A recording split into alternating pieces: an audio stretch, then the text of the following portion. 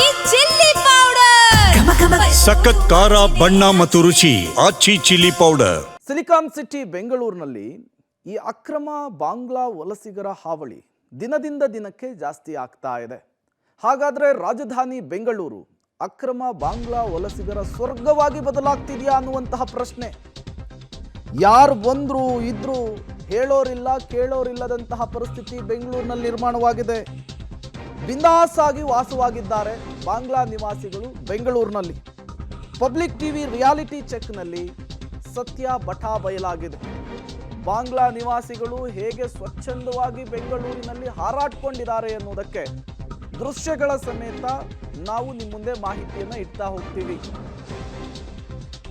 ಬಾಂಗ್ಲಾದೇಶದಿಂದ ಅಕ್ರಮವಾಗಿ ದೇಶಕ್ಕೆ ಬಂದು ಬೆಂಗಳೂರಿನಲ್ಲಿ ವಾಸವಿದ್ದು ಮನೆ ಸಿಗುತ್ತೆ, ಆಧಾರ್ ಕಾರ್ಡ್ ಸಿಗುತ್ತೆ, ವೋಟರ್ ಐ ಡಿ ಸಿಗುತ್ತೆ, ವೋಟ್ ಮಾಡಬಹುದು, ಕರೆಂಟ್ ಕನೆಕ್ಷನ್ ಸಿಗುತ್ತೆ, ಎಲ್ಲವೂ ಕೂಡ ಸಿಗ್ತಾ ಇದೆ. ಆರಾಮಾಗಿ ಬಾಂಗ್ಲಾ ನಿವಾಸಿಗಳು ಬೆಂಗಳೂರಿನಲ್ಲಿ ಹೇಗೆ ವಾಸವಾಗಿದ್ದಾರೆ ಅನ್ನೋದರ ಒಂದು ರಿಯಾಲಿಟಿ ಚೆಕ್ಕನ್ನು ನಿಮ್ಮ ಪಬ್ಲಿಕ್ ಟಿವಿ ಮಾಡಿರುವಂಥದ್ದು. ಇದೇ ಬಾಂಗ್ಲಾ ವಲಸಿಗರೇನೆ ಮೊನ್ನೆ ಕೋಗಿಲು ಲೇಔಟ್ನಲ್ಲೂ ಕೂಡ ಮನೆ ಕಟ್ಕೊಂಡಿದ್ರು. ಅವರ ಮನೆಗಳನ್ನು ತೆರವು ಮಾಡ್ತಾ ಇದ್ದ ಹಾಗೆ ಪಿಣರಾಯಿ ವಿಜಯನ್ ಅಲ್ಲಿ ಎದ್ದುಬಿಟ್ರು. ಕೆ.ಸಿ. ವೇಣುಗೋಪಾಲ್ ಇಲ್ಲಿ ಫೋನ್ ಮಾಡಿಬಿಟ್ರು. ನಮ್ಮ ಸರ್ಕಾರದವರೆಲ್ಲ ಸ್ಥಳಕ್ಕೆ ಹೋಗೇನೆ ಮನೆ ಕೊಡುವಂತಹ ಭರವಸೆಯನ್ನು ಕೊಟ್ಟರು. ನಿಜಕ್ಕೂ ಕೂಡ ಅಕ್ರಮ ಬಾಂಗ್ಲಾ ವಲಸಿಗರು ಬೆಂಗಳೂರಿಗೆ ಬರ್ತಾ ಇರೋದು ಯಾಕೆ? ಬೆಂಗಳೂರಲ್ಲಿ ಅವರನ್ನು ರಕ್ಷಿಸುವಂತಹ ಕೆಲಸ ಯಾರ ಕಡೆಯಿಂದ ಆಗ್ತಾ ಇದೆ? ಜೊತೆಗೆ ಅವರಿಗೆ voter I D, Aadhaar card, current connection ಇವೆಲ್ಲವನ್ನು ಕೂಡ ಪ್ರೊವೈಡ್ ಮಾಡ್ತಾ ಇರೋರು ಯಾರು? ಇದರ ಹಿಂದಿರುವಂತಹ ಆ ತಂಡ ಯಾವುದು ಅನ್ನುವಂತಹ ಸಹಜ ಪ್ರಶ್ನೆ ಮುನ್ನೆಲೆಗೆ ಬರುತ್ತೆ. ದೇಶದ ಹಲವು ರಾಜ್ಯಗಳಲ್ಲಿ ಈ ರೀತಿ ಬಾಂಗ್ಲಾ ವಲಸಿಗರನ್ನ ಓಟಿಗೋಸ್ಕರ ಸಾಕುವಂತಹ ಪ್ರವೃತ್ತಿ ಇದೆ ಬೇರೆ ಬೇರೆ ರಾಜ್ಯಗಳಲ್ಲಿ. ಅದು ಬೆಂಗಳೂರಿನಲ್ಲೂ ಕೂಡ ಮುಂದುವರಿತಾ ಇದೆಯಾ ಅನ್ನುವಂತಹ ಸಹಜ ಪ್ರಶ್ನೆ ಮುನ್ನೆಲೆಗೆ ಬರ್ತಾ ಇದೆ. ಹೌದು, ಅಕ್ರಮ ಬಾಂಗ್ಲಾ ವಲಸಿಗರ ಸ್ವರ್ಗವಾಗಿ ಹೋಗ್ಬಿಟ್ಟಿದೆ ಬೆಂಗಳೂರು. ನಕಲಿ ದಾಖಲೆಗಳನ್ನು ಬಳಸಿಕೊಂಡು ಬೆಂಗಳೂರಿನಲ್ಲಿ ಬಂದು ಅಕ್ರಮವಾಗಿ ವಾಸ ಇರ್ತಾ ಇದ್ದಾರೆ ಇವರು. ಬೆಂಗಳೂರಿನಲ್ಲಿ ಬಾಂಗ್ಲಾ ನಿವಾಸಿಗಳ ಬಿಂದಾಸ್ ಲೈಫು. ಸಾವಿರ ಸಂಖ್ಯೆಯಲ್ಲಿ ಬಾಂಗ್ಲಾ ವಲಸಿಗರು ಅಕ್ರಮವಾಗಿ ವಾಸ ಮಾಡ್ತಾ ಇದ್ದಾರೆ ಬೆಂಗಳೂರಿನಲ್ಲಿ. KR ಪುರದ ಶಾಂತಿ ಲೇಔಟ್ ಬಳಿ ಶೆಡ್ನಲ್ಲಿ ವಲಸಿಗರು ನೆಲೆ ಕಂಡುಕೊಂಡಿದ್ದಾರೆ. ಬಾಂಗ್ಲಾ ವಲಸಿಗರಿಗೆ ಆಧಾರ್ ಕಾರ್ಡು, ಕರೆಂಟ್ ಕನೆಕ್ಷನ್ನು ಎಲ್ಲವೂ ಸಿಗ್ತಾ ಇದೆ. ಬಾಂಗ್ಲಾ ವಲಸಿಗರನ್ನ ರಕ್ಷಿಸೋದಕ್ಕೆ ಅಸ್ಸಾಂ, ಕೋಲ್ಕತ್ತಾದವರೆಗೂ ಕೂಡ ಶೆಡ್ಡು.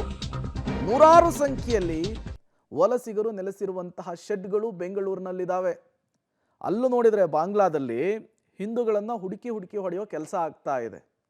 ಆ ಪರಿಸ್ಥಿತಿಯನ್ನು ನೋಡೋಕ್ಕಾಗದೇನೆ, ಅಲ್ಲಿ ಬದುಕೋದಕ್ಕಾಗದೇನೆ ಒಂದಿಷ್ಟು ಜನ ಅಕ್ರಮವಾಗಿ ಬಾಂಗ್ಲಾದಿಂದ ತಪ್ಪಿಸ್ಕೊಂಡು ಬಂದು ದೇಶದ ಮೂಲೆಗಳಲ್ಲಿ ಸರ್ವೈವ್ ಆಗ್ತಾ ಇದ್ದಾರೆ. ಈಗಿರುವಂತಹ ಪ್ರಶ್ನೆ, ಬೆಂಗಳೂರೇ ಅದಕ್ಕೆ ಹಾಟ್ಸ್ಪಾಟ್ ಆಗ್ತಾ ಇದೆಯಾ ಅಂತ. ಶೆಡ್ ಒಳಭಾಗದಲ್ಲಿದ್ದೀನಿ. ಇಲ್ಲೊಬ್ಬ ವ್ಯಕ್ತಿ ಅಕ್ರಮ ವಲಸಿಗ ಸಿಕ್ಕಿದ್ದಾನೆ. ಆತನನ್ನು ಮಾತಾಡಿಸ್ತೀನಿ. ನನ್ನ ಹತ್ರ ಕೆಲವು ಐಡಿಗಳಿದೆ ಅಂತ ಹೇಳಿದ್ದಾನೆ. ಶೆಡ್ ಒಳಭಾಗದಲ್ಲಿ ಪಬ್ಲಿಕ್ ಟಿವಿಗೆ ಈ ಭಾಗದಲ್ಲಿ ಸಂಚಾರ ಮಾಡಬೇಕಾದ್ರೆ ಒಬ್ಬ ಓಡೋಗ್ತಿದ್ದ. ಏನಕ್ಕೆ ಓಡೋಗ್ತಿದ್ದೆ ಅಂತ ಕೇಳಿದಾಗ ನನಗೆ ಬಾಂಗ್ಲಾದವ್ರು ಓಡಿದ್ರು, ಶೆಡ್ಗಳಲ್ಲಿ ಬಾಂಗ್ಲಾದವ್ರು ಇದ್ದಾರೆ, ಅವ್ರು ನಮ್ಮ ಮೇಲೆ ಹಲ್ಲೆ ಮಾಡಿದ್ರು ಅಂದರು. ಆತನನ್ನು ಕರ್ಕೊಬಂದಾಗ ಇಲ್ಲಿ ಸಾಕಷ್ಟು ಜನ ಶೆಡ್ಗಳಲ್ಲಿ ಬಾಂಗ್ಲಾದಲ್ಲಿ ವಾಸಿ ಆಗಿರೋದು. ಕಬ್ಬ ಯಾವ बांग्ला से? इधर से 15 साल हो गई है। हाँ, पहले किधर रहता तुम? वो मौदू का मारुति है ना, उधर ही। बांग्ला में किधर का आपका घर कधर है? आपका पूरा फैमिली आया इधर? ऐसे बेबी उधर ना सामने, जुमूर नाम। कितना लोग आपका फैमिली, बांग्ला वाला फैमिली इधर है? हमारा 3 है, 3 शायद 4 बच्चा 2, अभी 2। आपका पास कौन सा आईडी कार्ड है इधर का? वो वोटर कार्ड है बांग्लादेश का। बांग्लादेश का वोटर कार्ड है। इधर का कैबिन है बोलते हैं ओके. आपका घर कौन सा है? ಓಕೆ. ಉಸ್ಕ ಗರ್ ನಾವೀಗ ಅವರ ಮನೆ ಹತ್ರ ಹೋಗ್ತಾ ಇದ್ದೀವಿ, ಅವ್ರ ಶೆಡ್ ಹತ್ರ. ಆ ಶೆಡ್ಡಲ್ಲಿ ಬಾಂಗ್ಲಾದೇಶದ ವೋಟರ್ ಐ ಡಿ ಇದೆ ಅಂತೆ, ಜೊತೆಗೆ ನಮ್ಮ ದೇಶದ ಒಂದು ಐ ಡಿ ಇದೆ ಅಂತ ಕೂಡ ಹೇಳ್ತಿದ್ದಾರೆ. ಏನು ಐ ಡಿ ಅಂತ ಕೂಡ ಚೆಕ್ ಮಾಡೋಣ. ಏನದು ಐ ಡಿ ಪೂರ್ತಿ ಅದನ್ನು ಚೆಕ್ ಮಾಡಿ ಆನಂತರ ಒಂದು ವೆರಿಫಿಕೇಷನ್, ಕ್ರಾಸ್ ವೆರಿಫಿಕೇಷನ್. ಅಂದರೆ ಇದು ಪೊಲೀಸರಿಗೆ ಗೊತ್ತೇ ಆಗ್ತಿಲ್ವಾ ನಮ್ಮ ದೇಶದ ಗೃಹ ಇಲಾಖೆ ಏನು ಮಾಡ್ತಿದೆ? ಆದರೆ ಎಸ್ಪೆಷಲಿ ನಮ್ಮ ರಾಜ್ಯದ ಗೃಹ ಇಲಾಖೆ CM ಸಿದ್ದರಾಮಯ್ಯ ಅವರು ಕೂಡ ಹೇಳ್ತಾರೆ, ಅಕ್ರಮ ವಲಸಿಗರನ್ನ ನಾವು ಬಿಡೋದಿಲ್ಲ, ಓಡಿಸ್ತೀವಿ ಅಂತ. KR ಪುರಂ ಬೆಂಗಳೂರಿನ ಹೃದಯ ಭಾಗಗಳಲ್ಲಿ ಒಂದಾಗಿರುವಂಥದ್ದು KR ಪುರಂ. ನಾವು ನಿಮಗೆ ಈ ಹಿಂದೆ ಇದೇ ಮನೆಗೆ ಒಂದು ಫ್ರಿಜ್ಜು, ವಾಷಿಂಗ್ ಮಿಷಿನ್ ಏನೆಲ್ಲ ಇತ್ತು ಅದನ್ನೆಲ್ಲ ತೋರಿಸಿದ್ವಿ. ಅವರ ಮನೆಗೆ ಬಂದಿದ್ದೀನಿ. ನೋಡ್ಬೋದು ಅವರ ಈಗ ಒಂದು ಐ ಡಿ ಕಾರ್ಡ್ನ ತೋರಿಸ್ತೀನಿ ಅಂತ ಹೇಳಿದ್ದಾರೆ. ನೋಡೋಣ ಯಾವ ಐ ಡಿ ಕಾರ್ಡ್ ತೋರಿಸ್ತಾರೆ ಏನಿದೆ ಅಂತ. ಯಾವಾಗ ಬಾಂಗ್ಲಾದ ಒಂದು ಊರ ಹೆಸರು ಕೂಡ ಹೇಳಿದ್ರು, ನಾವು ಅಲ್ಲಿದ್ವಿ ಅಲ್ಲಿಂದ ಬಂದ್ವಿ ಅಂತ. ಈಗ ನೋಡ್ತಿದ್ದೀರಾ ಅವರ ದಾಖಲೆನ ತೆಗಿತಿದ್ದಾರೆ. ಏನು ಬಾಂಗ್ಲಾದೇಶದ ಏನು ಡಾಕ್ಯುಮೆಂಟ್ಸ್ ಇದೆ ಅದನ್ನೆಲ್ಲ ಒಂದೊಂದೇ ನೋಡೋಣ. ಯಾವ ರೀತಿ ಅವರು ಇಲ್ಲಿಗೆ ಬಂದರು, ಯಾವಾಗ ಬಂದರು, ಅಲ್ಲಿನ ವೋಟರ್ ಐ ಡಿ ತೋರಿಸ್ತೀನಿ ಅಂತ ಹೇಳಿದ್ದಾರೆ. ನೋಡ್ಬೋದು ತನ್ನ ಕೈಯಲ್ಲಿ ಒಂದು ಆಧಾರ್ ಕಾರ್ಡ್ ಇದೆ, ನೋಡ್ಬೋದು. ಬೋಲಿಯೇ ಆಧಾರ್ कार्ड कौन बना के दिया, किधर बना के दिया? वो MS वाली है भैया, 15 साल आगे मालूम नहीं यार, वो आदमी नहीं। कितना पैसे दिया आधार कार्ड बनने के लिए? 3000। 3000 रुपीज़। हाँ, उसका नाम क्या पता है? वो जोशिम। हाँ, जोशिम। जोसिम। उन्हें भी बांग्ला वाला? बांग्ला वाला। आपका बांग्ला में कौन सा प्लेस में? खुलना। आपका वोटर आई डी बांग्ला में है? बांग्ला ढाका। ढाका का वोटर आई डी है। वो किधर है मालूम नहीं इधर हम्म? कि वोटर आई डी इधर है आपका पास ना अभी? नहीं हाँ, नहीं भैया। वो आधार कार्ड आपका नाम क्या है? जहांगीर मंडल। मंडोल। अभी वो एड्रेस है ना, हाँ, ये एड्रेस में तुम कभी तो स्टे किया?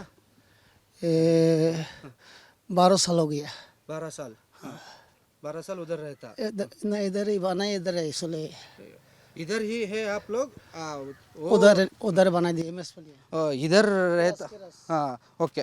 ನೋಡ್ತಿದ್ದೀರಾ Aadhaar card MS Palya address, Lakshmi cross, rainbow layout, ಏನು ಕಾಣಿಸ್ತಿದೆ ಆ ಅಡ್ರೆಸ್ಸಲ್ಲಿ ಮಾಡಿಕೊಟ್ಟಿದ್ದಾರೆ. ಅದು ಯಾರೋ ಒಬ್ಬ 3000 ತೊಗೊಂಡು ಇವರಿಗೆ ಬಾಂಗ್ಲಾದಿಂದ ಬಂದಿದ್ದೋನೇ ಆಧಾರ್ ಕಾರ್ಡ್ ಮಾಡಿಕೊಟ್ಟಿದ್ದಾನೆ ಅಂತ ಹೇಳ್ತಿರೋದು. ಇವರು ಇರೋದು KR ಪುರಮಲ್ಲಿ, ಲಕ್ಷ್ಮೀನಗರ ಅಡ್ರೆಸ್ಸು. ಅವ್ರ ಆಧಾರ್ ಕಾರ್ಡ್ ಅವರಿಗೆ ಕೊಡ್ತಾ ಇದ್ದೀವಿ.